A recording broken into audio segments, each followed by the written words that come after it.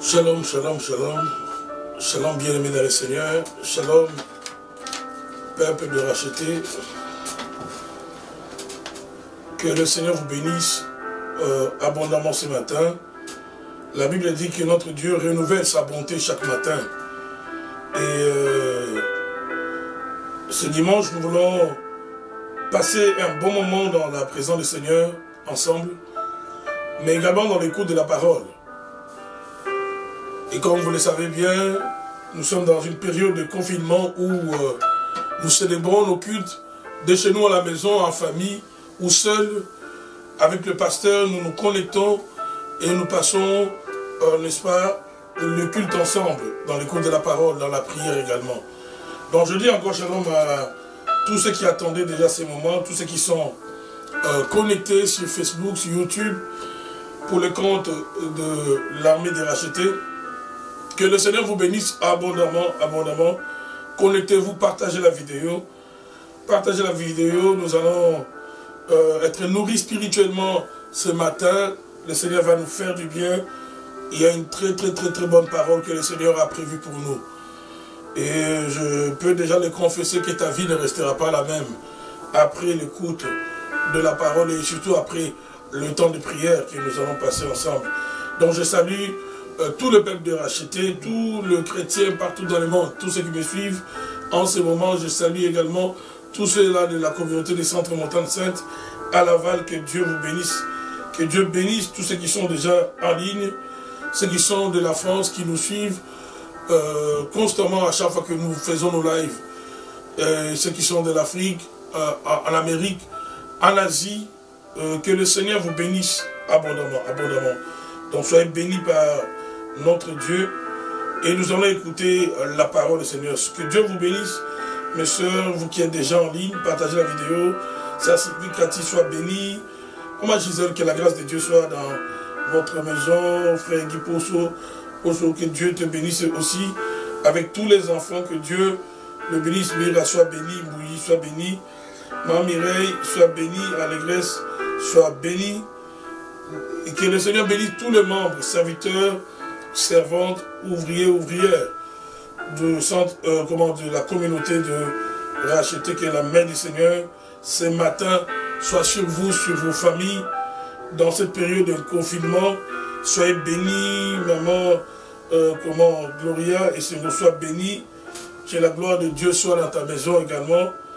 Que le Seigneur qui a renouvelé sa grâce ce matin vous fasse du bien, qui vous fasse du bien.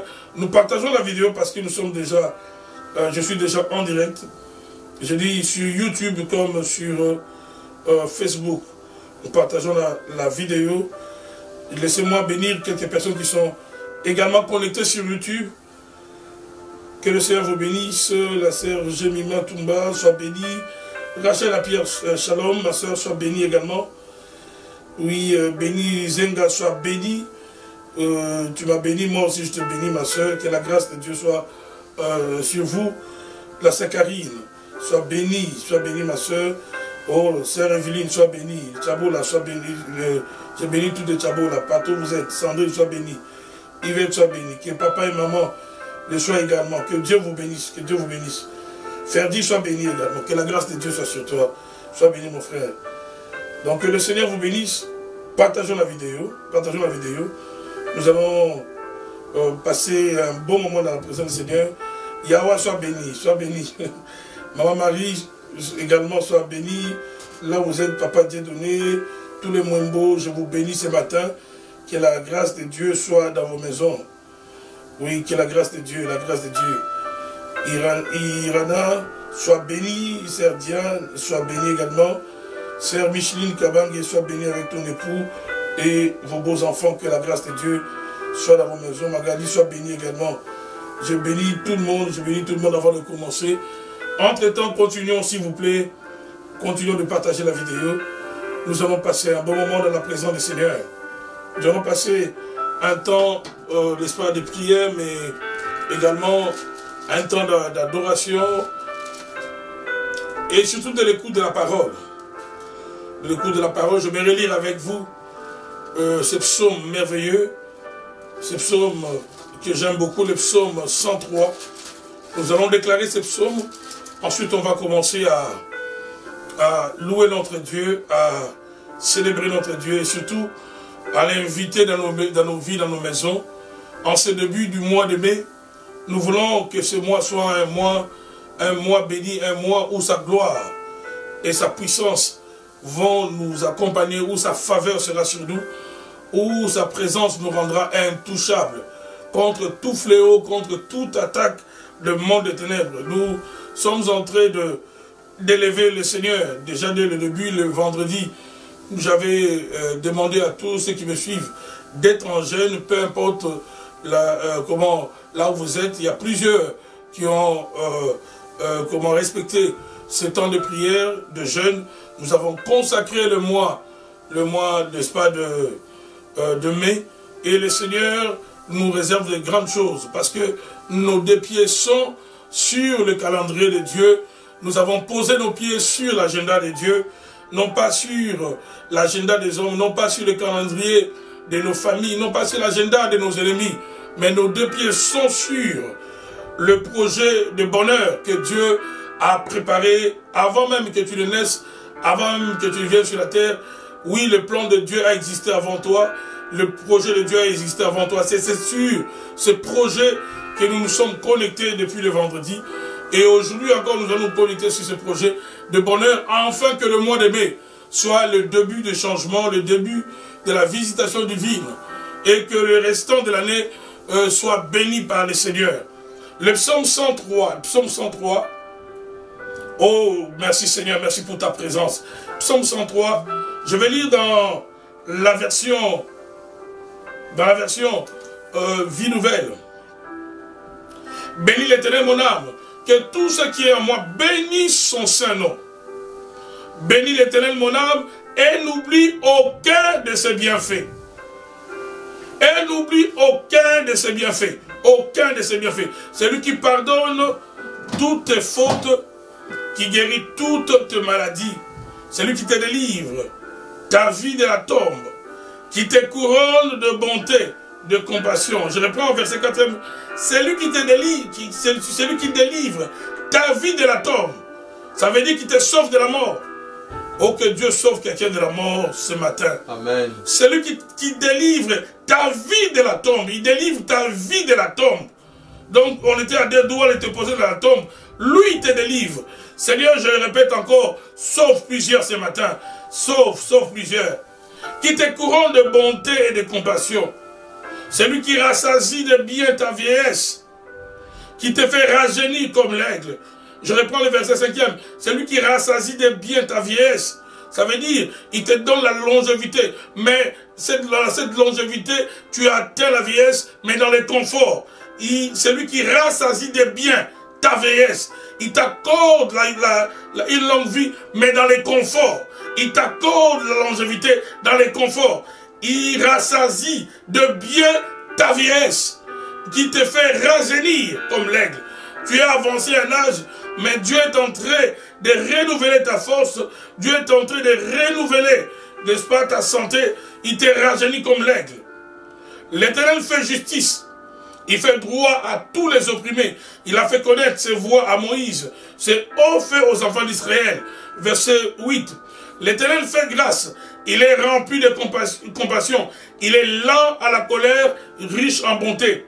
Verset 9. Il ne conteste pas sans fin. Il ne garde pas éternellement sa colère. Ça j'aime. Il ne garde pas éternellement sa colère. Il ne nous traite pas conformément à nos péchés. Il ne nous punit pas comme le méritaient nos fautes. Mais autant le ciel est élevé au-dessus de la terre, autant sa bonté est grande pour ceux qui les craignent. Verset 12. Autant l'Orient est éloigné de l'Occident, autant il est loin de nous nos transgressions. Verset 13. Comme un père a compassion de ses enfants, l'Éternel a compassion de ceux qui les craignent. Oh mon Dieu, mon roi, que ta compassion soit sur tous ceux qui me suivent en ce moment. Que la compassion de Dieu soit sur toi, ma soeur, soit sur toi, mon frère, sur tes enfants. Que Dieu puisse exprimer sa compassion sur toi. Verset 13, comme un père a compassion de ses enfants, l'Éternel a compassion de ceux qui les craignent. 14. Car il sait de quoi nous sommes faits. Il se souvient que nous sommes poussière. L'homme, ses jours sont comme l'herbe.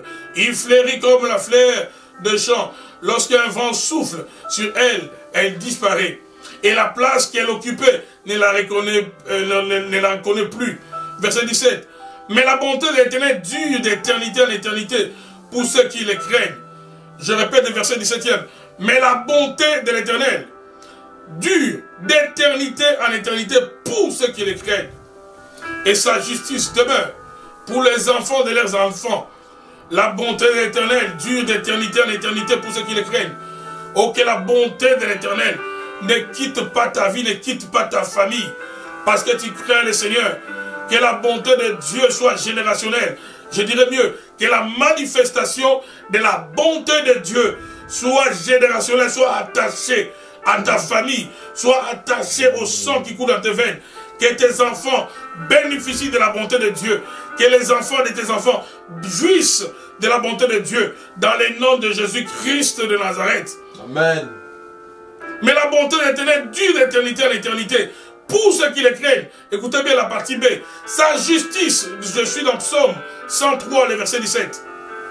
Partie B. Sa justice demeure pour les enfants de leurs enfants. Ça veut dire, quand tu entres en alliance avec Dieu, Dieu ne va pas seulement traiter avec toi. Cette alliance va aller même après toi. La sécurité de tes enfants sont garanties par ton alliance avec Dieu. Le confort, la prospérité de ceux qui viendront après toi est garantie grâce à cette alliance avec Dieu. Sa justice demeure pour les enfants de leurs enfants. Gloire. Pour ceux qui gardent son alliance et se souviennent de ses commandements, pour le mettre en pratique. L'Éternel rétablit son trône dans le ciel. Son règne domine tout l'univers. Bénissez l'Éternel, vous, ses anges. Vous qui êtes puissants et forts, qui exécutez ses ordres en obéissant à sa parole. Là, on s'adresse aux anges. Bénissez l'Éternel, vous, ses anges. Et ici, l'auteur nous apprend même la nature de ses anges. Il dit, vous qui êtes puissants et forts, qui exécutez ses ordres, en obéissant à sa parole. Bénissez l'Éternel, toutes ses armées, vous qui êtes ses serviteurs, qui faites sa volonté. Bénissez l'Éternel, vous, toutes ses œuvres, dans tous les lieux où il domine. Bénis l'Éternel, mon âme. Oh, mon frère, ma soeur, j'aimerais vous inviter, après la lecture et quelques commentaires de ce psaume 103, un psaume merveilleux. Ça pouvait même faire l'objet de ma prédication ce matin. Nous allons bénir le Seigneur. Nous allons dire merci pour la vie. Lui qui nous a réveillés ce matin alors qu'on était endormis comme des morts. Il nous a donné la vie. Il nous a donné la santé, l'être et le mouvement. Peut-être même tu souffres un peu ce matin, mais tu as quand même la vie. Tu as la douleur, mais tu as quand même la vie. La jambe fait mal, mais tu as quand même la vie. Tu as quand même la vie. Nous allons lui dire merci pour la vie. Merci pour sa bonté. Élevons nos voix, Père. Merci Seigneur, merci. Oui, merci ce matin, Seigneur. Toi qui m'as réveillé avec ma famille. Je te dis merci Seigneur Dieu pour ton amour que tu nous manifestes. Oh Dieu, nous ne sommes pas meilleurs que ceux qui périssent. Nous ne sommes pas meilleurs que ceux qui sont dans des troubles. Nous ne sommes pas meilleurs que ceux qui souffrent. Jésus, je lève ma voix pour te dire merci. Tu as veillé sur moi. Merci toi qui as veillé sur ma vie. Merci Seigneur. Toi qui as veillé sur la communauté des rachetés. Merci Seigneur. Toi qui as veillé, Seigneur mon Dieu, sur mes frères et sœurs qui sont en Europe, ceux qui sont en Afrique, ceux qui sont, oui, en Amérique, ceux qui sont, Seigneur, en Asie, si nous sommes encore réveillés ce matin, si nous sommes encore dévorants ta main, Seigneur, si nous sommes encore assis sur toute l'humanité, afin de répandre ta bonté. Sois loué, Seigneur, sois glorifié. Encore avec des cœurs de reconnaissance, nous élevons nos voix vers toi pour te dire merci. Merci pour la protection. Merci pour la santé. Merci Seigneur, car c'est toi qui essuies mes larmes. C'est toi qui essuies nos larmes, Seigneur. C'est toi, Seigneur, qui transforme notre tristesse en joie. C'est toi, Seigneur, mon Dieu, qui nous fortifie. Merci éternel. Malgré les combats, les défis de la vie, jour après jour, tu nous aides à les relever avec succès. Seigneur mon Dieu, relevant nos têtes, regardons nos têtes bien hautes. Sois élevé, Seigneur. Sois élevé, Seigneur, ce matin. Sois élevé dans la vie de ma soeur. Sois élevé dans la vie de mon frère. Prends toute la place ce matin. Prends toute la place dans toutes les familles. Sois élevé, sois élevé.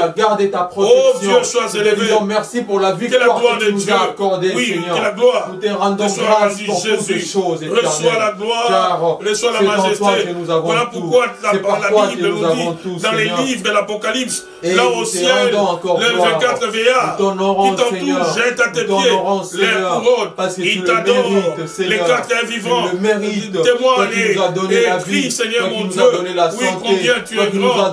Il réalise combien tu es incomparable. Les anges t'adorent, le chérubin t'adore, les archanges t'adorent.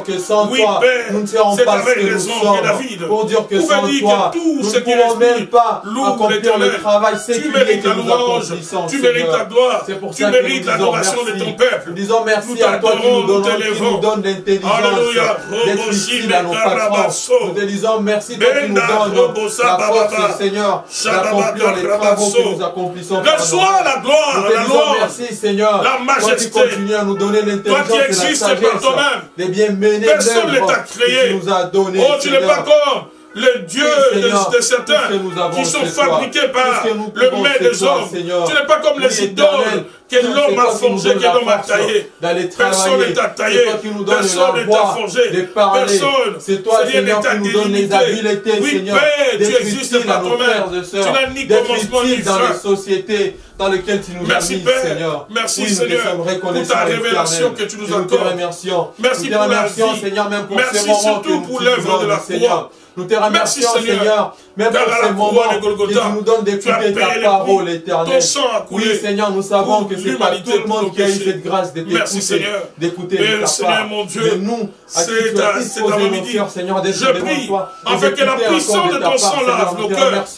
Parce que la Bible dit que le sang de Jésus ne vient jamais sans accomplir ta volonté. Merci, Seigneur, parce que tu as encore une volonté pour nous ce matin d'aujourd'hui. Que le sang de Jésus, ô Père, libère déjà ta sainte présence.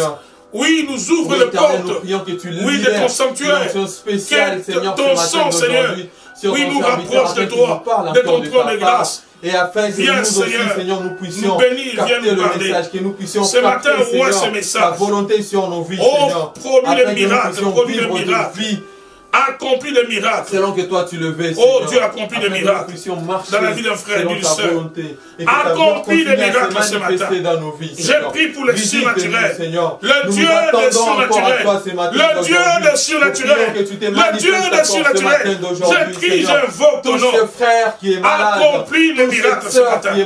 Accomplis le miracle. Cette personne qui a manqué de paix, que tu redonnes la paix au cœur de tout un chacun de nous. Et tu nous fortifies encore partout. Oui, dans chaque appartement, dans chaque maison. Par ta parole ce matin aujourd'hui, Seigneur. Et que ta grâce se répande encore dans nos maisons, Seigneur. Que la délivrance entre encore dans nos maisons.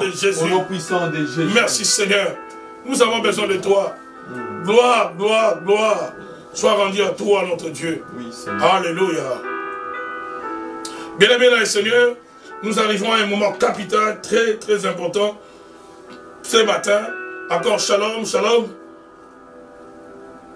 Shalom, vous frères et sœurs, enfants de Dieu de la communauté des rachetés, Ottawa, Montréal, Laval, que Dieu vous bénisse, croyants de partout dans le monde, que le Seigneur vous bénisse. Je vous assure, j'avais hâte que ce moment arrive, Amen. Parce que lorsque je préparais même le message, tellement que la révélation accompagnait comment c'est ce que je vais vous dire tout à l'heure, j'ai senti la joie dans mon cœur. Et je mérite de demander de ne pas bouger de l'endroit où tu es, passe ce culte avec moi, écoute la parole. Écoute la parole. Et le Seigneur va nous bénir.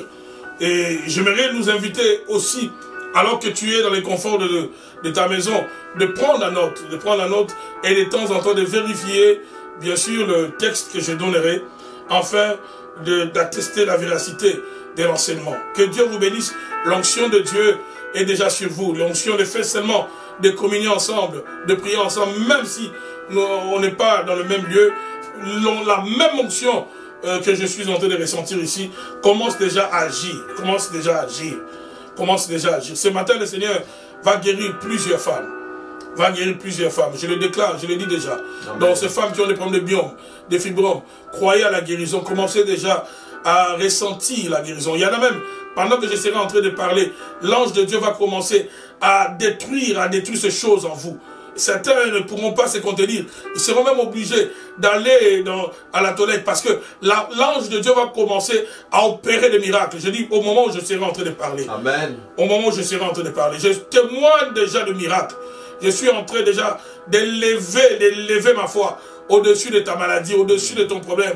Que le Seigneur commence à restaurer tous ceux qui ont des problèmes de santé, tous ceux qui ont des problèmes d'anémie, problèmes d'anémie, problèmes de respiration, que le Seigneur vous guérisse. Même ceux qui sont victimes de Covid-19, je lève ma foi au-dessus de votre maladie et je commence déjà à confesser la guérison par la prédication de la parole. Il est écrit, il leur envoya sa parole et sa parole les guérit. Tu seras guéri ce matin, mon frère, ma soeur. Reste connecté à ce programme. Je déclare encore que tu seras guéri.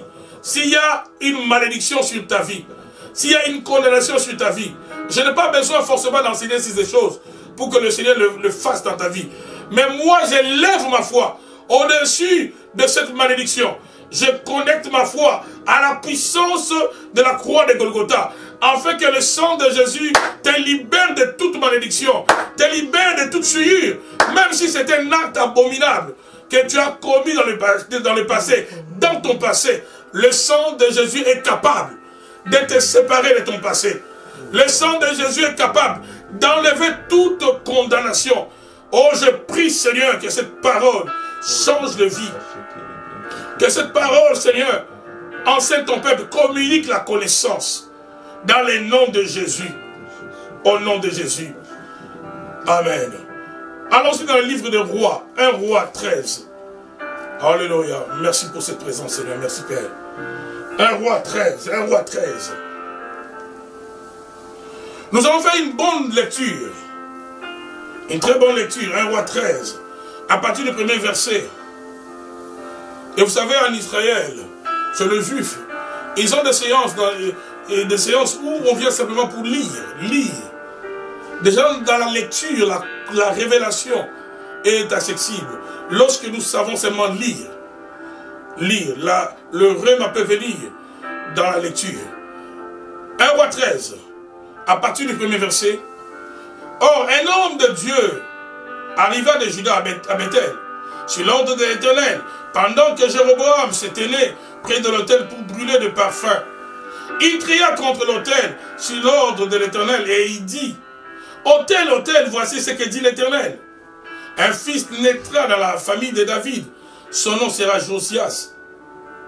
Il offrira en sacrifice sur toi les prêtres au lieu qui brûlent de parfum sur toi, et l'on brûlera sur toi des ossements humains. Le même jour, il donna un signe en disant, voici le signe que l'Éternel qui a parlé. L'autel s'effondrera et la cendre qui se trouve dessus sera dispersée. Lorsque le roi entendit la parole que l'homme de Dieu avait crié contre l'autel de Bethel, il avança la main par-dessus l'autel en disant, arrêtez-les.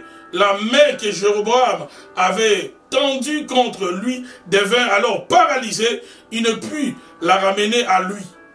L'autel s'est fendu et la cendre qui se trouvait dessus fut dispersée conformément au signe qu'avait donné l'homme de Dieu sur l'ordre de l'Éternel.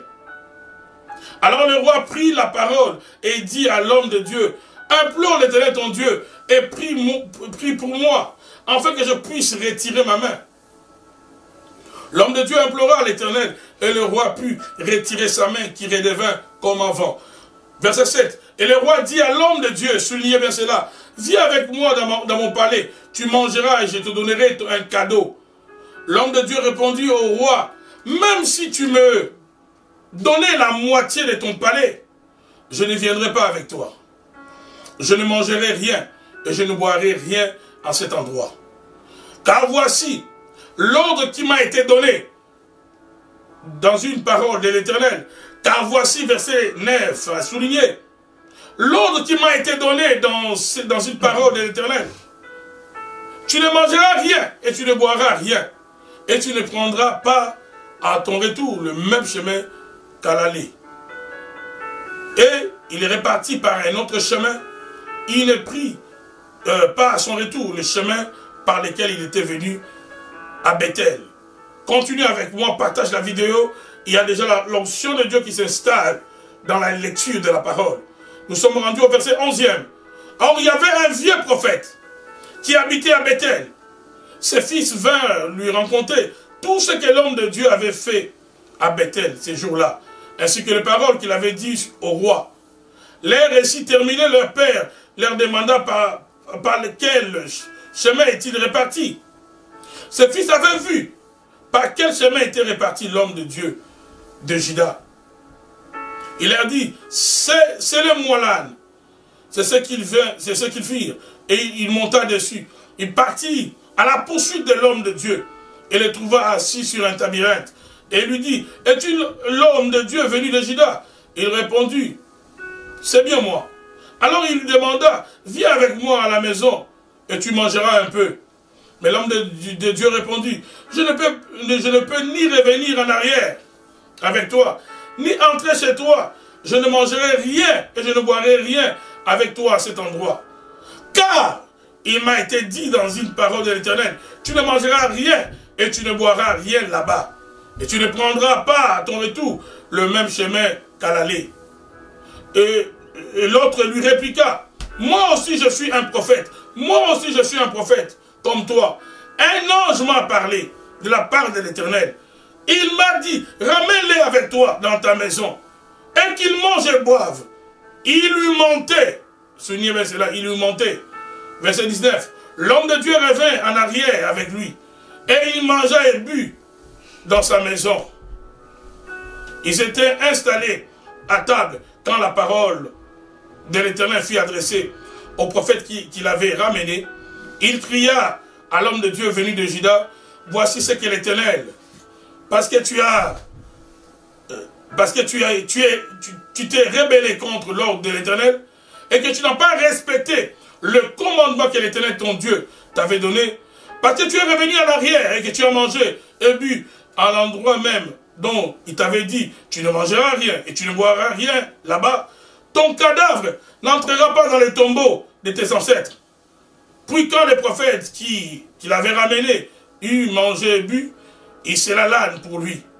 L'homme de Dieu repartit, il rencontra en chemin un lion qui le tua. Que le Seigneur bénisse sa parole. Mon frère, ma soeur, cette histoire que nous venons de lire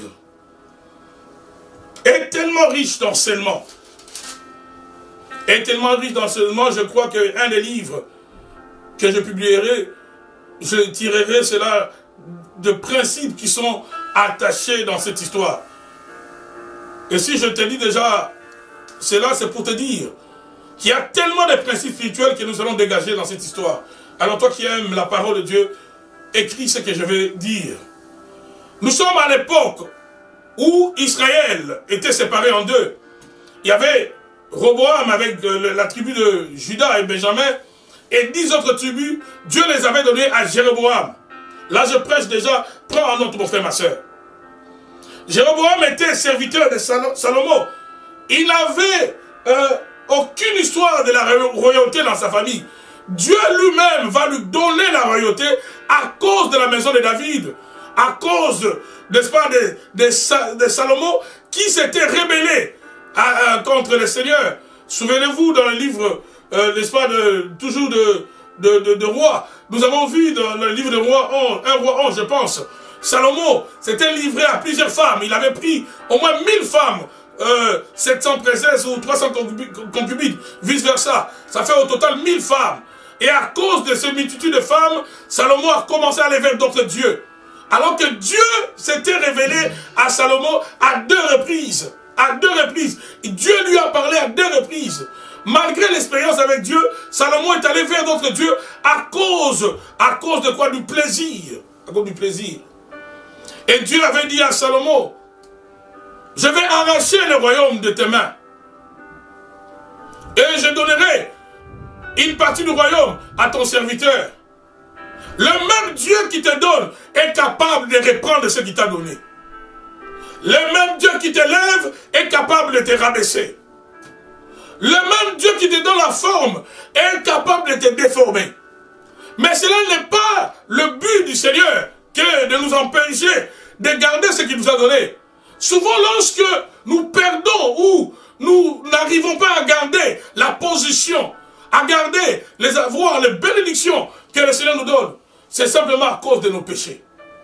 À cause de nos péchés. À cause de la rébellion de l'homme.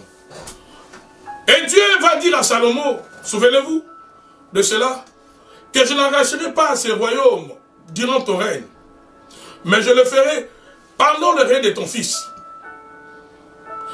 Pourquoi je le ferai pendant le règne de ton fils? Parce que toi tu es protégé par David. L'alliance de David a protégé Salomon. Mais Salomon, comme il a violé l'alliance, son fils n'était plus protégé. D'où la sanction va tomber sur Roboam et il y aura la division de ces deux royaumes. Jéroboam va hériter le royaume, plus de tribus que Roboam. Mais Jéroboam va se croire tellement intelligent. Il va dire, comme les autres tribus continuent à aller en Juda pour adorer, Jéroboam va créer des autels. Jéroboam va ériger des autels. Il va créer un lieu de culte. Il va élever des sacrificateurs pour protéger son royaume. Pourquoi il se disait, à force de laisser le peuple de tribus qui sont sous mon pouvoir aller adorer en Juda, qui est sous le pouvoir de Roboam, ils risqueront de se retourner contre moi. Ce que Dieu t'a donné, mon frère, il est capable aussi de le protéger. Amen. L'erreur que nous commettons, c'est quoi? Quand tu reçois quelque chose de la part du Seigneur, tu oublies que si tu ne l'as pas reçu à cause de tes efforts, tu ne l'as pas reçu à cause de ta beauté, tu ne l'as pas reçu à cause de ton intelligence. Le même Dieu qui te bénit, il est capable de protéger sa bénédiction dans ta vie. Il est capable de maintenir cela dans ta vie. Et dans la manière d'agir de Dieu, quand Dieu commence une action, il aime terminer cette action. Quand Dieu te bénit, lui-même va assumer la responsabilité de ce qu'il t'a donné. Et Dieu n'aime pas qu'on l'aide. Cet homme, qu'est-ce qu'il va faire, Jéroboam? Il va commettre une abomination. Il va élever des gens qui n'étaient pas de la lignée du sacerdoce. Ils n'étaient pas des Lévites. Il va élever des autels. Il va attirer des esprits mauvais. Il va attirer la malédiction sur les autres tribus ou sur lesquelles Dieu l'avait, n'est-ce pas, placé comme roi. Et Dieu maintenant va envoyer un prophète. C'est là où maintenant mon histoire commence. Dieu va envoyer un prophète. Le prophète va quitter Juda. Juda, comme j'avais dit, était contrôlé par Roboam.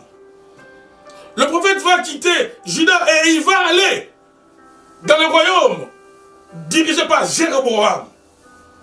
Et il va trouver justement Jéroboam qui était sur l'autel, en train de profaner l'autel avec ses faux sacrificateurs. Ce prophète était un homme puissant. Dans notre version, on dit que c'était un jeune prophète. C'était un homme puissant, un homme puissant. Il va parler contre l'autel. Écoutez ce qu'il va dire. Au verset 2, je suis dans 1 Roi 13. Partage la vidéo, il y a l'onction de Dieu qui augmente au fur et à mesure que je parle. Il cria contre l'autel sur l'ordre de l'Éternel. Et il dit, autel, autel, voici ce que dit l'Éternel. Un fils d'Étran de la famille de David, son nom sera Josias. Il offrira en sacrifice sur toi le prêtre de haut lieu qui brûle le parfum sur toi. Et l'on brûlera sur toi des ossements humains. Il va prophétiser avec exactitude. Il va dire que Dieu va susciter un descendant de David. Il va même donner les noms. Et en ce moment-là, Josias n'était pas encore né. Regardez avec quelle puissance prophétique cet homme opérait. Il ne va pas se limiter là. Il va dire que Josias viendra pour détruire tout ce que Jéroboam et tout ce que ces faux prophètes, tout ce que ces faux sacrificateurs avaient érigé comme lieu de culte comme lieu de profanation contre l'Éternel. Et il va même donner un signe. Au verset 3, il va dire, le même jour, il donna un signe en disant, voici les signes que l'Éternel a parlé. L'autel s'effondrera et la cendre qui se trouve dessus sera dispersée. Comme on avait allumé le feu sur l'autel, l'homme de Dieu va dire, pour que vous sachiez que ce que je vais le dire vient de l'Éternel, Dieu vous donne un signe. Cet autel-là, sur lequel Jéroboam et ses faux sacrificateurs sont entrés de sacrifier des abominations aux faux dieux. Cet autel va se fendre. Oh, je suis en train de déclarer sur les autels des ténèbres de ta famille, sur les autels de la sorcellerie de ta famille, je suis en train de déclarer contre le faux autel qui contrôle les hommes, qui contrôle les femmes, que ces autels-là puissent se fondre en deux dans le nom de Jésus-Christ de Nazareth. Amen. De la même manière que l'autel de Jéroboam contrôlait les 10 tribus, de la même manière, plusieurs familles sont contrôlées par des autels des ténèbres, par des autels de la sorcellerie, par les autels de vaudou, par des autels occultes.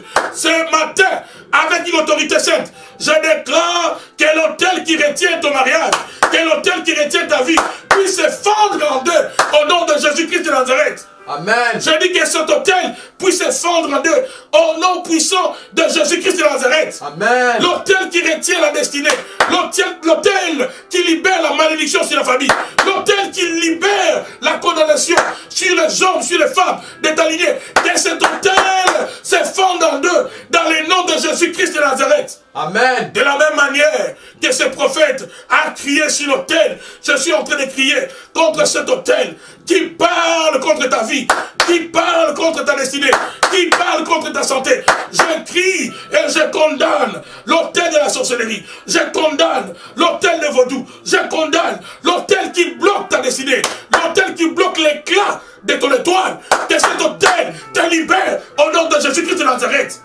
J'ai dit au nom de Jésus-Christ de Nazareth. Amen. Que l'autel de la maison de ton Père puisse se fendre en deux.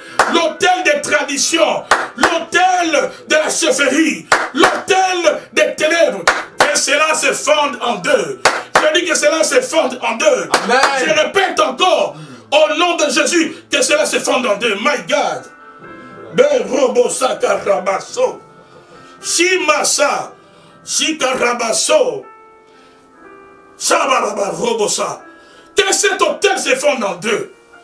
Dieu a envoyé ce prophète avec une mission de parler contre l'autel, de parler contre l'autel, de parler contre l'autel, de prononcer des sentences contre l'autel. Parce que Jéroboam avait placé ces autels afin de maintenir le peuple, que le peuple ne puisse pas sortir en dehors de la région que lui contrôlait. C'est ainsi que dans les spirituels, l'autel aussi maîtrise. Les autels des ténèbres maintiennent, limitent les gens. Les autels limitent. Les autels attirent l'attention, gardent certaines personnes dans un champ limité d'action. Sois libre cet avant-midi au nom de Jésus. Amen. Je dis ma soeur, sois libre. Que tu sois totalement détaché, libéré. Détaché, libéré de l'autel des ténèbres de la lignée de ton Père. Tu sais, tu peux être en Europe, mais s'il y a un hôtel qui contrôle les hommes et les femmes dans la maison de ton Père, dans ta famille, cet hôtel n'a pas peur de te contrôler même jusqu'au pays où tu es. Vous savez, les hôtels, c'est comme des tours de contrôle. Les tours de contrôle sont sur la terre. C'est les tours de contrôle qui contrôlent les avions. Les hôtels agissent de la même manière. Voilà pourquoi je déclare encore une fois de plus. Je parle contre les autels qui retiennent ta destinée ce matin. Les autels qui attirent la maladie sur ton corps, qui attirent la mort dans ta vie. Je parle, je crie contre ces autels dans le nom de Jésus-Christ de Nazareth. Amen. Sois totalement détaché, sois totalement libéré de tout autel des ténèbres, de tout autel de la sorcellerie, de tout autel qui contrôle les hommes, qui contrôle les femmes, dans le nom puissant de Jésus-Christ de Nazareth. Amen. Sois totalement délivré. Au son de ma voix, reçois ta délivrance, reçois ta liberté, dans le nom puissant de Jésus-Christ de Nazareth. Dans le nom puissant de Jésus, sois libre cet avant-midi. J'ai dit, ma soeur, mon frère, sois libre. Que le Seigneur te libère. Ces prophètes opéraient avec une grande, une forte, une onction élevée. Une onction tellement élevée. Et la Bible nous dit que Jéroboam, le roi, va essayer de pointer ses prophètes avec son doigt. Dès que le roi va pointer de sa main l'homme de Dieu, le bras de Jéroboam va sécher. Jéroboam, qui était le roi, ne comprenait pas que cet homme, ce jeune prophète, avait une onction dangereuse. Oh, que Dieu puisse te oindre ce matin. Je dis que Dieu puisse te oindre. De la même manière. Amen. De la même manière que ce jeune homme qui a été oint, ce jeune prophète. On ne pouvait pas le pointer du doigt. Celui qui osait le pointer du doigt, son bras séché. Je déclare dans les noms puissants de Jésus que toute main qui sera dirigée contre toi, dans le sens de te condamner, dans le sens de te défier, que les bras, la main, ou que ces bras-là puissent sécher dans le nom de Jésus-Christ de Nazareth.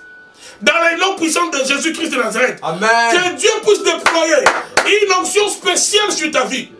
Une onction spéciale sur ta famille.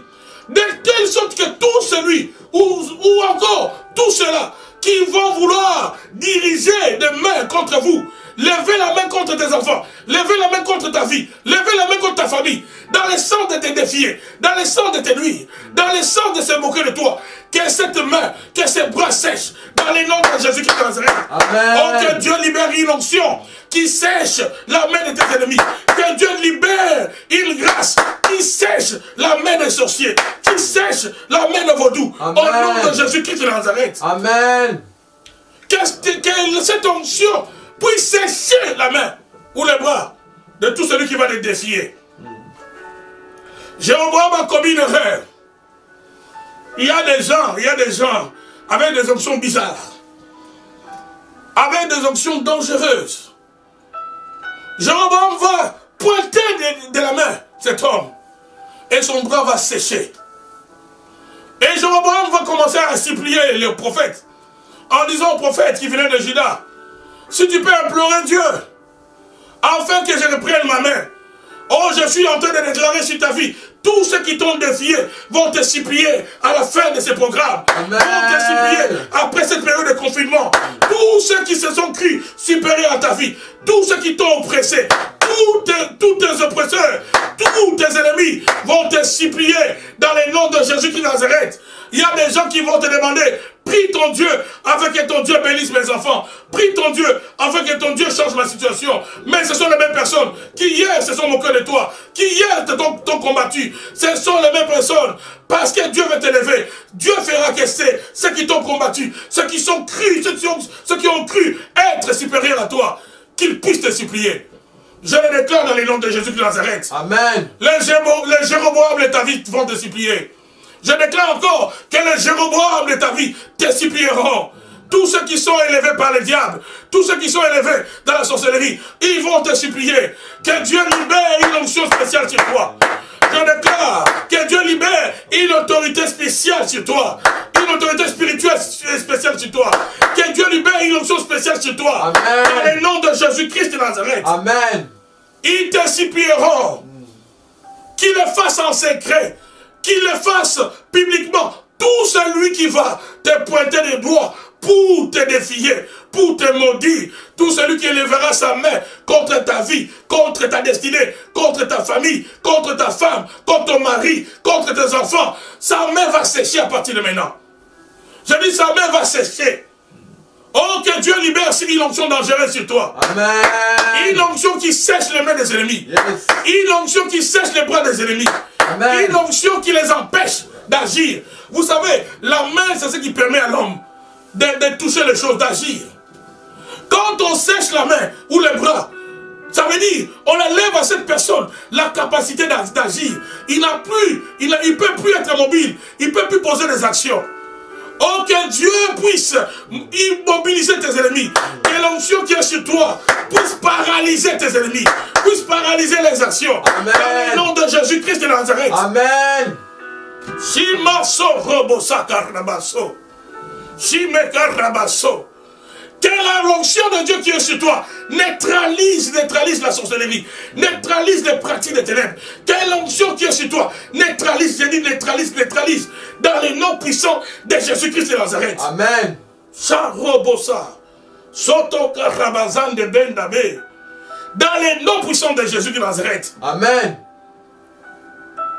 Oh, il y a la gloire de Dieu. Partage la vidéo. Partage cette vidéo. Ça, c'est un message dangereux.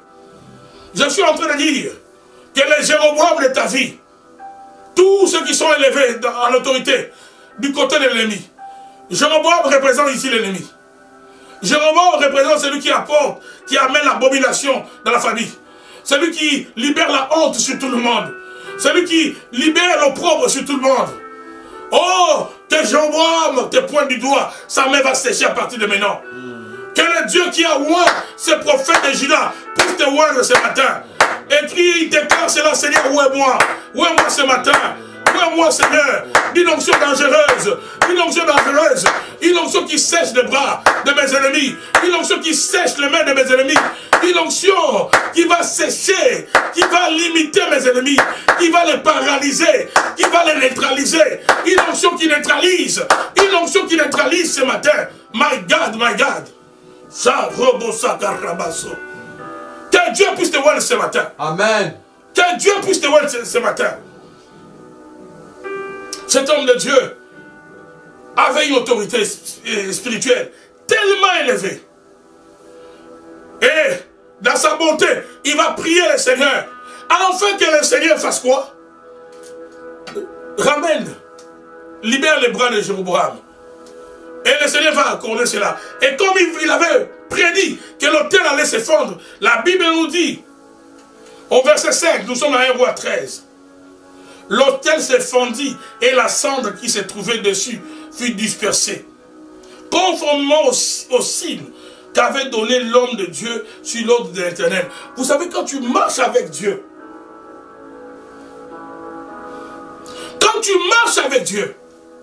Dieu ne laissera aucune parole de ta bouche sortir sans effet. Amen.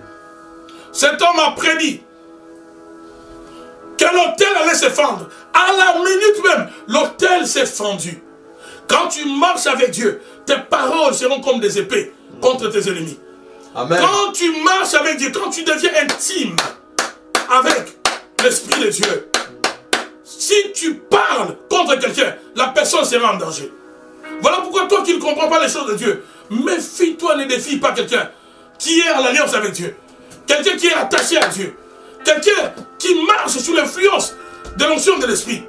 Quand tu marches avec Dieu, tes paroles seront dangereuses contre tes ennemis. Le Seigneur ne laissera aucune de tes paroles tomber à terre. Tout ce que tu vas prononcer, sous l'effet de l'onction de Dieu, le Seigneur va amener cela en exécution. Et surtout dans la bataille, surtout dans les combats. Quand Dieu a oint Saül, par Samuel, Samuel a dit à Saül, lorsque ces signes se seront accomplis dans ta vie, fais tout ce que tu trouveras à faire, car Dieu sera avec toi. Ça veut dire, quand Dieu te oint, il y a une dimension de l'onction où Dieu ne laissera aucune de tes paroles tomber. Donc tout celui qui cherche la bataille, qui cherche le combat, qui veut bloquer ta vie, qui veut se mettre sur ta route, comme un obstacle, tu vas l'écraser. Ton onction va l'écraser. Parce que tu as une onction qui accompagne chaque parole de ta bouche. Voilà pourquoi quelqu'un qui est élevé aussi à l'autorité spirituelle, c'est quelqu'un qui doit pas souvent se fâcher. Parce que si tu te fâches, même si tu dis rien, la vie de quelqu'un peut être troublée. Oh, je suis en train de t'apprendre cet avant-midi beaucoup de leçons spirituelles. Quand tu sais que tu as une onction tellement élevée, une onction qui terrasse tes ennemis, une onction qui engage le ciel en ta faveur, évite de t'énerver. Tu peux même t'énerver contre ta femme, ça crée des problèmes de santé à ta femme. Tu peux t'énerver contre ton enfant, ça crée des problèmes de santé à ton enfant. Et beaucoup de gens opèrent dans l'onction, mais ils ne savent pas comment l'onction peuvent opérer, peuvent agir. Ils ne savent pas les conséquences de l'onction. Lorsque l'onction t'accompagne dans tous tes mouvements, ça peut nuire à certains.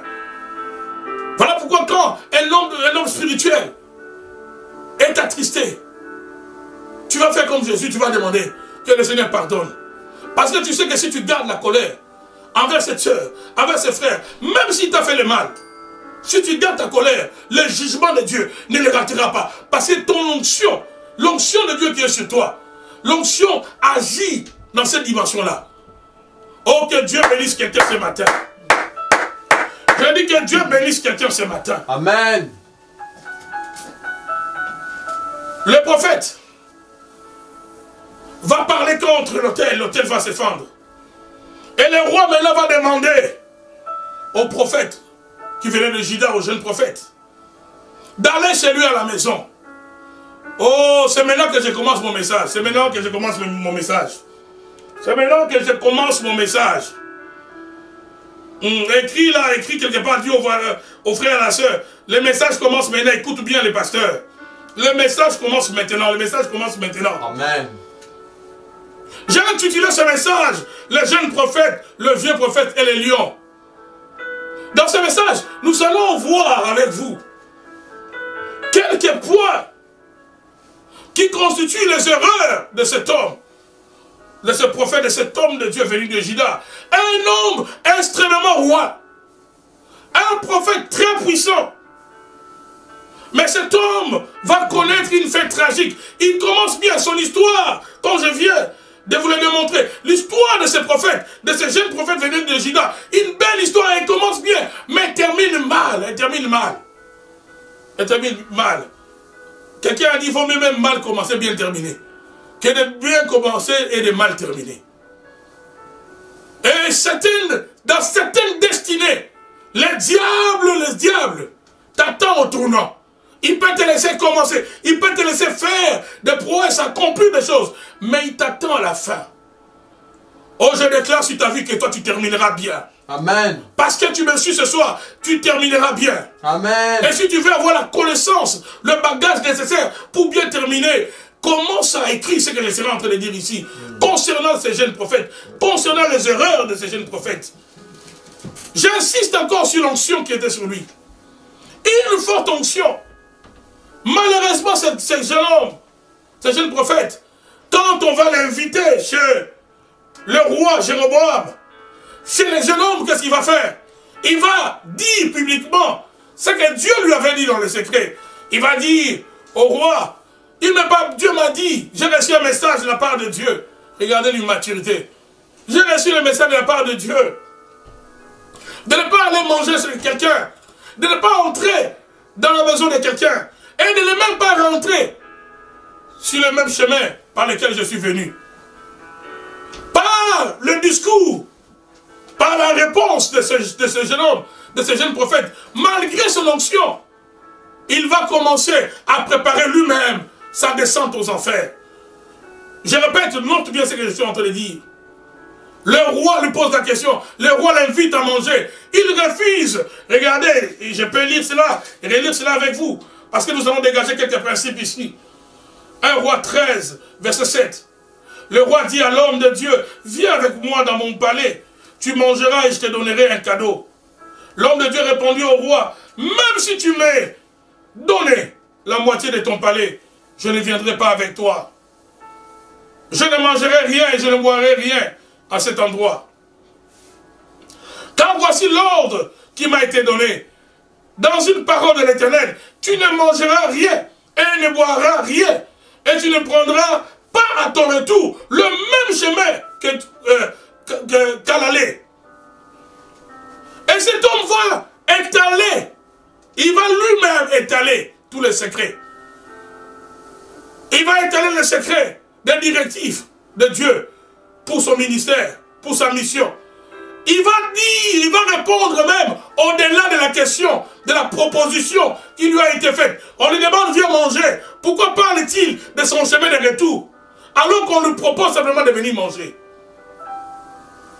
Pourquoi révèle-t-il que peu importe ce qu'on lui donnera, lui ne mangera pas, lui n'allait pas boire? Pourquoi il commet cette erreur de tout révéler? En fait, la chute de cet homme, de ce prophète, c'est pas parce qu'il s'est laissé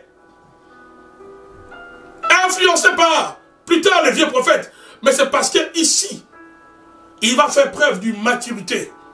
Il va faire preuve de quoi? D'une maturité spirituelle. Il va faire preuve d'une maturité spirituelle.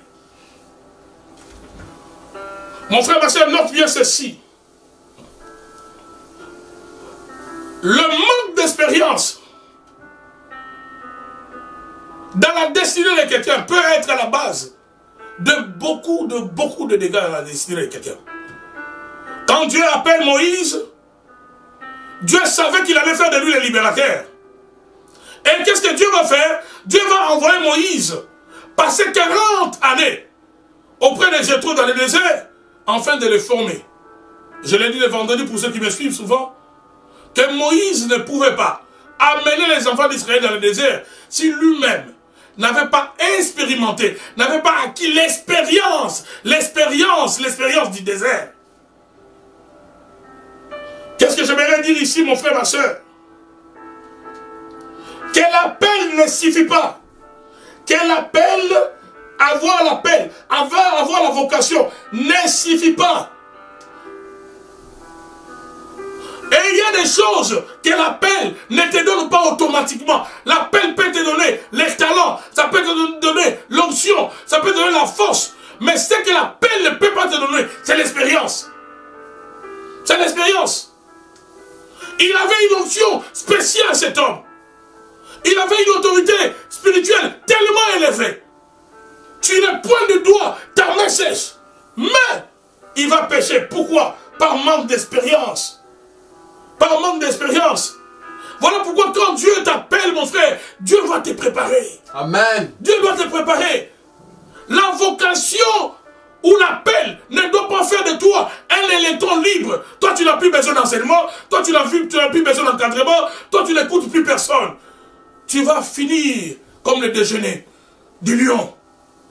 Ce jeune homme qui était roi, qui avait un appel, qui avait une onction extraordinaire, il va devenir l'aliment, il va devenir le repas d'un lion. Pourquoi? Par manque d'expérience. Par manque d'expérience. Et lorsque on parle de l'expérience, c'est quoi d'abord l'expérience? C'est le fait d'éprouver quelque chose dans sa réalité. Là, j'ai défini l'expérience. C'est le fait d'éprouver quelque chose dans sa réalité. Épreuve que l'on fait personnellement. C'est une épreuve que toi-même tu expérimentes, que tu fais personnellement. L'expérience est égale à l'effet d'essayer, de tester. Quand tu n'as pas testé, quand tu n'as pas goûté quelque chose, quand tu n'as pas expérimenté, tu n'auras pas l'expérience.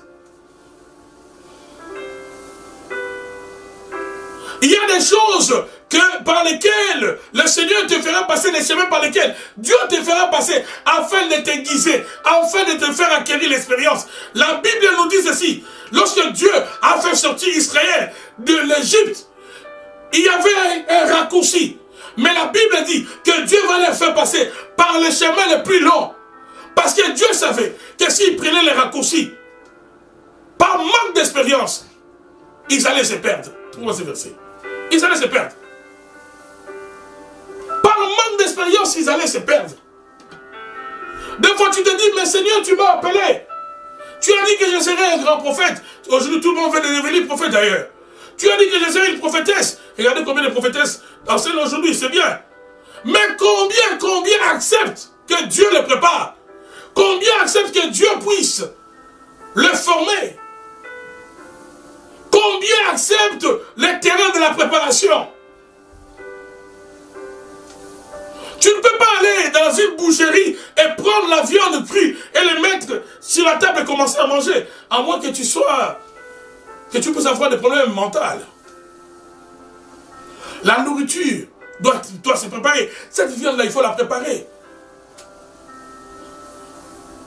Et pour que tu puisses aller loin dans la destinée, il faut une préparation. C'est dans la préparation que Dieu t'aide à acquérir l'expérience. Et dans cette préparation, Dieu peut te mettre auprès des pasteurs, Dieu peut te mettre auprès de l'encadreur, Dieu peut te mettre auprès d'un mentor, quelqu'un qui connaît les choses plus que toi, quelqu'un qui est passé par des chemins par lesquels toi tu ne peux encore passer. Josué est allé loin parce qu'il avait Moïse. Moïse s'est limité en chemin. Mais Josué est allé loin. Il avait Moïse. Élisée a pu faire le double d'Élie. Parce qu'il a appris auprès d'Élie. Oh, répète avec moi, Seigneur, prépare-moi, Seigneur. Prépare-moi, Seigneur. Seigneur, prépare-moi, place-moi auprès de quelqu'un, auprès de qui je vais apprendre. Lorsqu'on parle de l'expérience, il y a une expérience qui est le résultat de tes expériences, de tes tests, de tes essais personnels. Mais aussi, il y a une expérience qui est transmise par la connaissance de celui qui a vécu avant toi, de celui qui connaît les choses plus que toi. Oh, je suis en train de donner des grandes révélations écrites, mon frère, ma soeur. C'est l'expérience qui produit quoi? La maturité. C'est l'expérience qui produit la maturité. On peut voir l'immaturité de cet homme. Beaucoup d'onction, mais immature. Une grande autorité spirituelle, mais un enfant. Un grand pouvoir, mais manipulable. Il était manipulable. Manipulable. Manipulable. Donc notez bien ceci. L'appel ne donne pas directement l'expérience, ni l'expertise, non. Tu peux être appelé dans un domaine. Dieu peut t'appeler à être un grand serviteur de Dieu. À être une grande servante de Dieu. Mais l'appel ne te donne pas directement l'expérience. L'appel ne te donne pas directement la connaissance. Tu dois accepter de commencer par les faibles commencements. Tu dois accepter d'être humilié qu'on t'apprenne. Tu dois accepter d'apprendre auprès de quelqu'un. Ce qui a fait de Samuel un grand prophète en Israël. Il était au pied du sacrificateur Élie. Il était auprès d'un sacrificateur âgé. Quelqu'un qui a écouté Dieu à maintes reprises. C'est celui-là qui va apprendre à Samuel comment écouter la voix de Dieu. Tu peux bénéficier de l'expérience des autres, l'expérience des aînés, l'expérience d'un pasteur, l'expérience d'un conducteur spirituel, l'expérience d'un mentor peut être une source de connaissance pour toi. Amen. Afin que toi, tu ne puisses pas échouer là où lui il a échoué. C'est le problème de ce jeune homme. C'était d'abord un problème d'expérience. Un problème d'expérience. Lisez avec moi Colossiens. Colossiens, le chapitre 1er. Oh, il y a des révélations qui sont données dans ce message. Si tu notes, tu seras béni, mon frère, ma soeur. Ta vie ne restera plus la même. Ton ministère, mon frère, ne restera plus le même. Ton ministère va changer. Va changer. Va changer. Il y a beaucoup de gens qui commencent avec Dieu. Mais leur destinée passe. Leur destinée passe comme des étoiles filantes.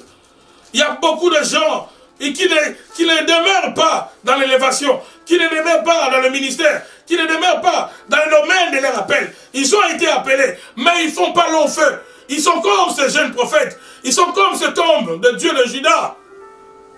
Une forte autorité spirituelle. Mais il va passer vite. Et vous allez voir même, on ne donne même pas son nom. Son histoire n'est relatée qu'à un chapitre. Alors qu'il avait beaucoup d'onction. Il y avait une grande puissance. Mais il va pécher par manque d'expérience.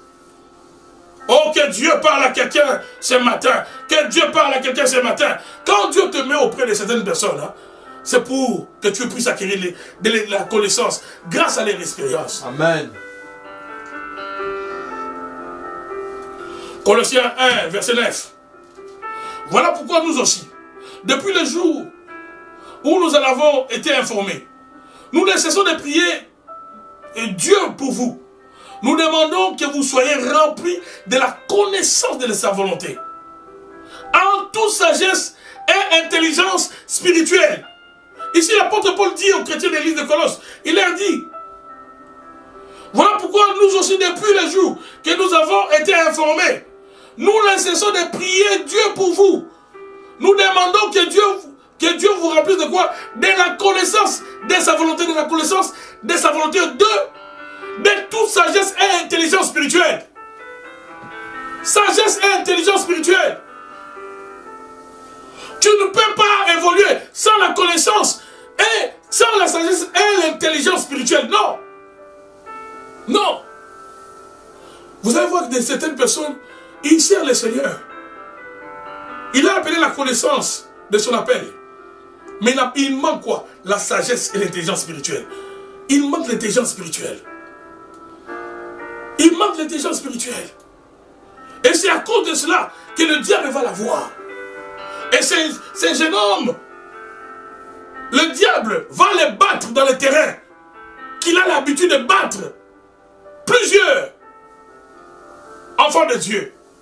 Dans le terrain des principes. Dans le terrain de quoi? Des principes. Le diable ne peut pas te vaincre par la puissance. Pourquoi? Parce que si tu es un enfant de Dieu, avant que tu sois sans Christ, si tu es un enfant de Dieu, le diable ne peut pas te battre dans le terrain de la puissance. Pourquoi? Parce que Dieu t'a confié le pouvoir de marcher sur les serpents, sur le scorpion, sur toute puissance de l'ennemi. Le diable, qu'est-ce qu'il fait? Le diable il nous bat, il remporte la victoire contre les enfants de Dieu dans le terrain des principes, dans le terrain des principes, dans le terrain des principes. Pourquoi? Parce que Dieu est un Dieu de principes. Qu'est-ce qui a fait que ce garçon tombe? Ce garçon va tomber par manque de respect aux principes de la discrétion, aux principes que Dieu lui a donnés. Il va s'arrêter en chemin. Le vieux prophète va venir. Le vieux prophète va entendre parler de cet homme. Le vieux prophète n'était pas là quand lui, il accomplissait des miracles. Le fils du vieux prophète va aller dire à leur père. Il y a un prophète qui est venu de Juda. Papa, cet homme-là, il n'est pas comme toi. Non, toi, tu es notre père, tu es prophète. C'est moi qui extrapole un peu. Ils sont dit à leur père, tu es prophète. Mais c'est lui qui est là-bas.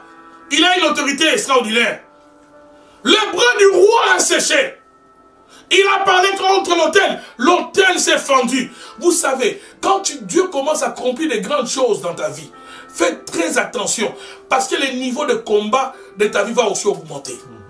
Plus Dieu commence à t'utiliser puissamment. Sache que les informations sur tes accomplissements, sur tes réalisations, sur tes prouesses, vont traverser même les océans.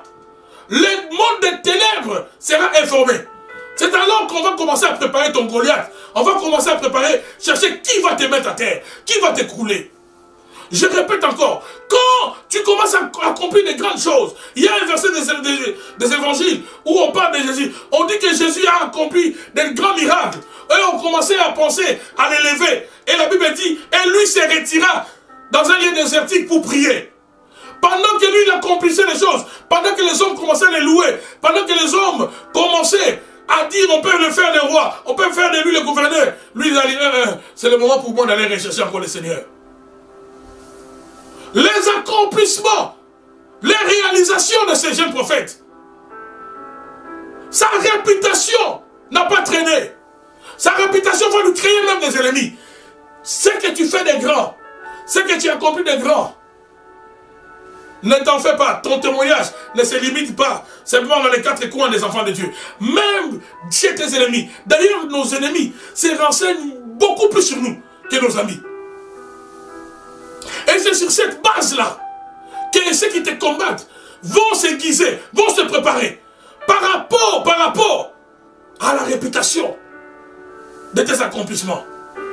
Donc ne te frotte pas les mains quand tu commences à connaître l'élévation. Ne te frotte pas les mains quand tu commences à connaître le succès. Ton succès peut commencer à être le début de ta fin. Ton succès peut commencer à être le début de ta fin, le début de ta fin, le début de ta fin. Bon, ce message, je vais le donner en 2 temps. Donc tout à l'heure, je vais arrêter. Tous ceux qui veulent continuer à apprendre, vous allez me suivre à 13h30, dans quelques minutes là.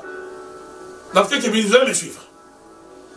Vous allez me suivre. Sur le compte de Centre Montagne Sainte, vous allez continuer avec moi. Je vais rester sur le même message. Je vais parler des principes spirituels qui te permettront d'aller loin avec Dieu. C'est ça le thème que je vais développer. Mais à partir de cette histoire même. À partir de cette histoire. La réputation de ce jeune prophète va aller réveiller un vieux prophète. Quelqu'un qui a déjà déposé ses armes. Il était toujours là, dans les tribus, contrôlé par Jéroboam, Mais ce vieux prophète, il n'avait rien à dire, il n'avait rien à dire. Il n'avait rien à dire à Jéroboam. Il n'avait rien à dire. Pourquoi? Parce que c'était un vieux prophète fatigué. Mais la réputation du jeune prophète va susciter des ennemis. La réputation de ce jeune prophète va lui créer des problèmes. Ne te réjouis pas seulement du succès que tu récoltes. Plus tu vois le succès dans ta marche, plus tu dois te confier davantage au Seigneur. Amen. Plus Dieu t'élève, plus ton niveau de consécration doit augmenter. Et tu dois doubler de vigilance. Je suis en train de bénir quelqu'un cet avant-midi. Multiplie ta manière d'être vigilant. Deviens plus vigilant qu'avant. Quand tu commences à accomplir de grandes choses, je dirais bien, quand Dieu commence à marcher avec toi, quand Dieu commence à accomplir des choses par toi, par tes paroles, mon frère, ma soeur, fais très attention. Mon frère, ma soeur, fais très attention. C'est en ces moments-là que les niveaux, que l'adversité s'ajoute, que les adversaires s'élèvent, que les adversaires s'élèvent.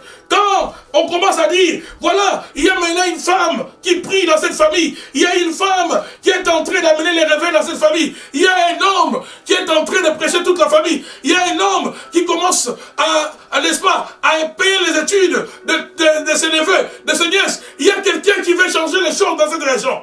Quand tu commences à faire de telles choses, augmente ton niveau de consécration. Oh, je suis en train de bénir quelqu'un cet avant-midi. Amen. Verset 11, 1 Roi 13. Or, il y avait un vieux prophète qui habitait à Bethel. Ses fils vinrent lui raconter tout ce que l'homme de Dieu avait fait à Bethel ce jour-là, ainsi que les paroles qu'il avait dites au roi. Les récits terminés, leur père leur demanda par quel chemin est-il parti? On va vouloir te retracer, mon frère. Tes ennemis vont chercher à te retracer. Pourquoi? Parce qu'ils apprendront que tu es Dieu, que tu as Dieu. Et qu'il y a un mélange. Vous savez, quand vous mettez l'eau, j'allais dire le sel dans l'eau, et que vous avez tourné au milieu du sucre. Pour savoir qu'il y a le sel, il faut seulement goûter. Parce que l'eau et le sel, l'eau et le sucre deviennent la même chose. Des fois, Dieu peut se fondre en toi. Écoutez bien, Dieu peut se fondre en toi. Dieu se fond en toi. De telle sorte que les gens ne savent plus. Est-ce que c'est une personne humaine? Ou bien c'est un être spirituel? Cet homme était un mystère. Ce garçon était un mystère. Sa réputation va se répandre dans toutes les tribus à une seule journée, s'il vous plaît. Il n'y avait pas d'internet, il n'y avait pas de caméras, il n'y avait pas des systèmes que nous avons aujourd'hui, il n'y avait pas Facebook. À une seule journée, s'il vous plaît, sa réputation va se propager. À une seule journée, on va parler de lui. Les enfants de ces vieux prophètes vont aller dire à leur père, non, il y a quelqu'un là-bas qui est dangereux. Il y a quelqu'un qui est mystérieux. Des fois, quand tu vois que tes actions commencent à démontrer la grandeur de Dieu, fais très attention. Je suis en train de dire à quelqu'un, quand Dieu se fond en toi, quand Dieu commence à se manifester dans chacune de tes actions, sache que ça va susciter la jalousie de plusieurs. Sache que ça va susciter la haine de plusieurs. Sache que ça va faire sortir des vieux prophètes, des vieilles personnes qui ne font plus rien. Qui ne vont pas supporter que toi tu puisses opérer dans cette dimension-là. Que tu sois la première femme de ta famille à te démarquer dans les affaires. Que tu sois le premier homme à opérer l'onction dans ce pays-là. Pourquoi cet ministère aujourd'hui, comme je disais au départ, passe plus vite que les étoiles filantes? À cause de quoi? Parce que les jeunes qui sont élevés ignorent que plus Dieu se fond en toi, Dieu se manifeste au travers de toi, plus Dieu commence à t'utiliser, ça va créer cette réputation. Ne va pas te créer des amis. Mais cette réputation va te créer des ennemis et va susciter beaucoup de combats, beaucoup de batailles dans ta vie. Tu auras beaucoup de combats, mon frère. On va t'haïr parce que partout, on va commencer à citer ton nom. Oh, gloire à Dieu. Lorsque David a tué Goliath, ce n'est pas David qui est allé dire aux femmes, chantez que David a tué ses 10 000. Et Saül a tué ses 1000. David a vu tout d'un coup les femmes sorties de leur maison. On commence à composer des chansons pour David. On commence à chanter les noms de David. Et David, d'ailleurs, il ne s'est pas fié à ça. Mais les chants de femmes, les louanges de femmes vont aller réveiller un vieux prophète du nom de Saül. Saül va entendre les femmes en train de chanter. Saül va questionner. Ces soldats, il va dire à ces soldats, ah, mais ces femmes-là, ils me donnent à moi 1000. À David, on va lui donner 10 000. C'est à partir de ce jour-là que Saül s'est résolu de tuer David. De la même manière, ce vieux prophète, dès que ses enfants vont lui dire, papa, tu es prophète, mais il y a un jeune, un homme mystérieux, en qui Dieu s'est fondu. On ne sait pas s'il est humain, on ne sait pas s'il est extraterrestre, on ne connaît pas la grâce, la dose de la grâce qui est sur lui. Mon frère, ma soeur, il y a des gens, toi tu te dis tu n'as rien, mais il y a des gens qui méditent, qui se rongent les dents à cause de ce qu'eux voient comme grâce sur toi. Quand ces enfants ont fini de parler à leur père, la Bible dit, leur père va leur dire préparez-moi l'âne. Et il va leur poser la question, par quel chemin il est parti? Pourquoi il pose cette question? C'est enfin de retracer cet homme. Et comment on l'a retracé? Parce que lui-même avait commis une erreur. Lorsque Jéroboam lui a posé la question, l'a invité de venir manger chez lui à la maison, ce jeune homme a commis une erreur. Au lieu de dire simplement je ne vais pas manger, lui-même il a tout dévoilé sur son parcours.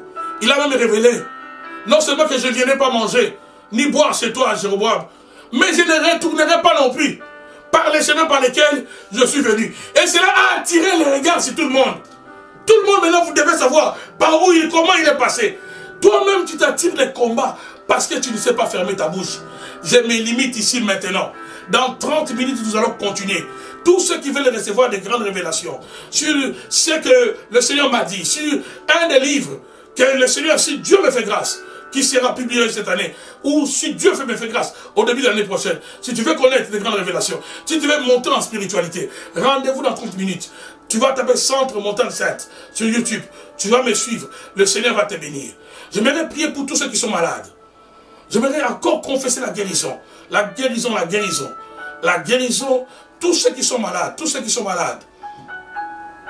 Nous sommes au début du mois de mai. Le Seigneur veut que tu commences ce mois différemment. Le Seigneur veut que tu commences ce mois dans la puissance. Le Seigneur veut que tu commences ce mois sous l'onction divine. Impose-toi la main sur le cœur. Impose-toi seulement la main sur le cœur. Moi, je vais prier. Et la guérison va commencer à germer dans ton corps. Comme je dis, je vais prendre une pause de 30 minutes. Parce qu'à 13 h, juste, je dois commencer à enseigner pour le compte l'église Centre Montagne Sainte. Et je vais continuer. Je vais maintenant aborder beaucoup de principes sur l'intelligence spirituelle. L'intelligence spirituelle. Si tu n'as pas l'intelligence spirituelle, tu n'iras pas loin. Il y a des gens qui font le ministère et ils n'ont aucune intelligence spirituelle. Paul a demandé à Dieu que Dieu donne aux chrétiens de Colosse la connaissance de la volonté de Dieu et la sagesse et l'intelligence spirituelle. La sagesse et l'intelligence spirituelle. Ce qui a fait défaut à ces jeunes hommes, c'est le manque d'intelligence spirituelle. Manque d'intelligence. Nous allons voir cela tout à l'heure. Mais maintenant, impose ta main sur le cœur. Peu importe ton problème, laisse-moi prier. Dans le nom de Jésus-Christ de Nazareth, Père, je libère la puissance de la guérison. La puissance de la délivrance dans la vie de ma soeur, de mon frère, qui me suit en ce moment. Je prie pour le peuple de l'armée de rachetés. Je prie pour tous les croyants chrétiens qui me suivent. Seigneur, en Europe, qui me suivent, en Allemagne, qui me suivent, en Afrique. Je prie même pour mes collègues serviteurs, servants de Dieu, qui me suivent en ce moment. Je m'inclus dans cette prière. Père, libère d'abord ta faveur sur nous. Nous voulons marcher, Seigneur, non seulement avec l'onction, mais aussi avec la sagesse. Non seulement avec la puissance, mais aussi avec la connaissance. avec l'expérience. Je prie dans le nom de Jésus-Christ de Nazareth. Dans les noms puissants de Jésus-Christ de Nazareth. Que tu bénisses tous ceux qui me suivent en ce moment. Que tu guérisses tous ceux qui sont malades. Guéris les malades. Dans le nom de Jésus-Christ de Nazareth. Que tous ceux qui sont malades reçoivent la guérison. J'ai dit reçoivent la guérison.